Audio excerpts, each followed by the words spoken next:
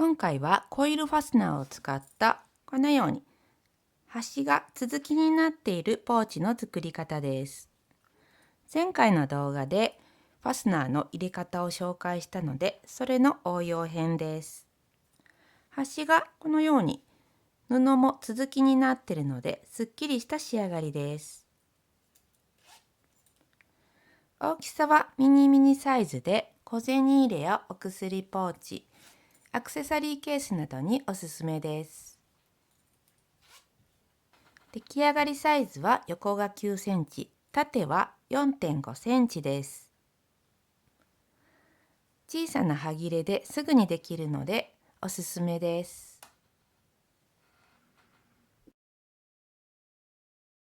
材料はこちらです。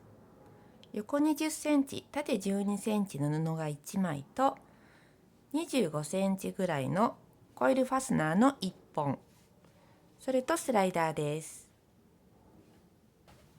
横が20センチになるように置いて、表を内側にしてアイロンを当てます。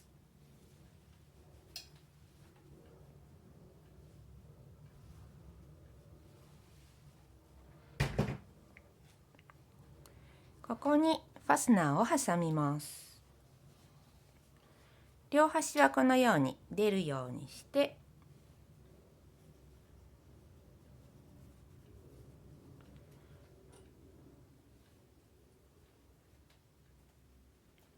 ファスナーを奥の方に押すようにしてクリップで留めます。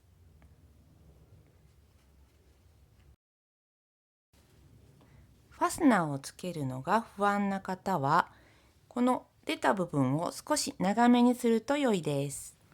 端から5ミリぐらいのところを縫います。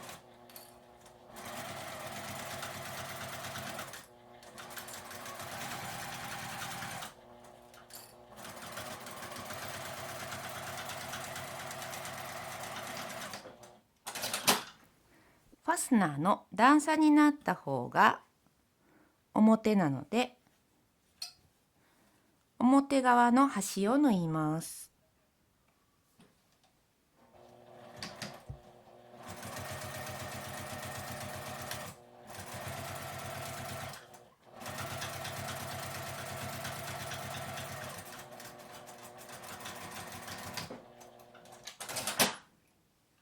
ここでスライダーを通します。さっき縫った段差のある方が表になります。半分に折って両端をこのように布端を合わせて、右の方だけ 1.5 センチぐらいカットします。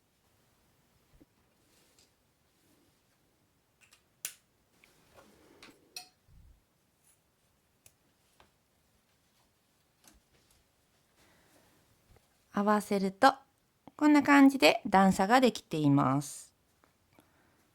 ここにスライダーの分かれてる方を上にして左側に通します。下から1センチぐらいのところを持って反対側を通します。ぐっと下に引くようにしてこの端を片手で押さえます。スライダーを引くとこのようにファスナーが入ります。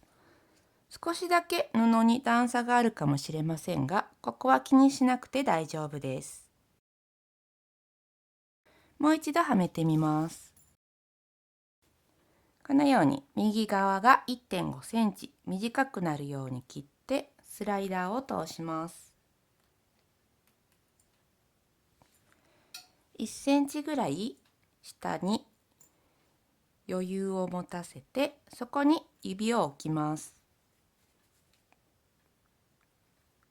上から反対側を強めに引いて、端を片手で押さえてスライダーを上げます。入った状態で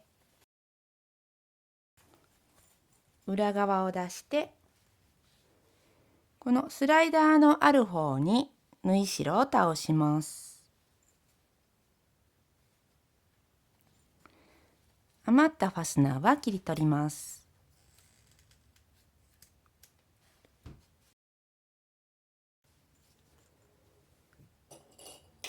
クリップで留めて周りを縫います。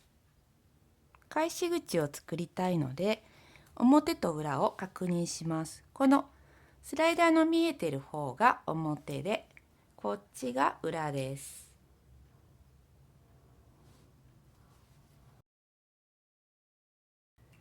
ペンで印をつけておくと良いです。裏側のこの布の折り目、輪になった方から5センチぐらいに印をつけます。ここが返し口です。返し口を開けて1センチの縫い代で縫います。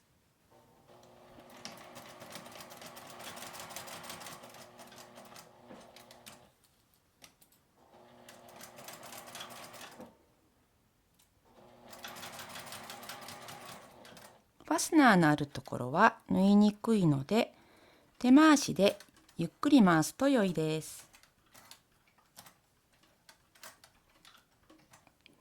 通り過ぎたらそのまま縫います。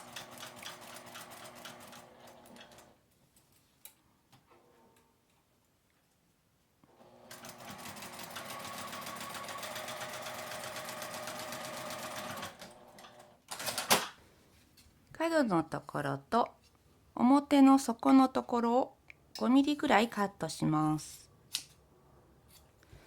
ファスナーのついているところはそのままです。返し口から表に返します。ファスナーが開いてないときは指でずらして表に返します。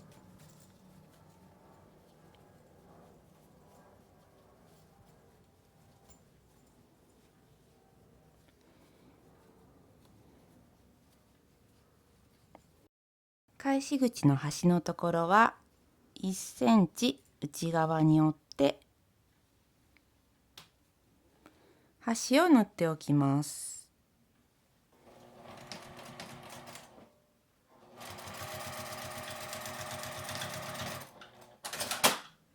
裏布を内側に入れて整えたら出来上がりです。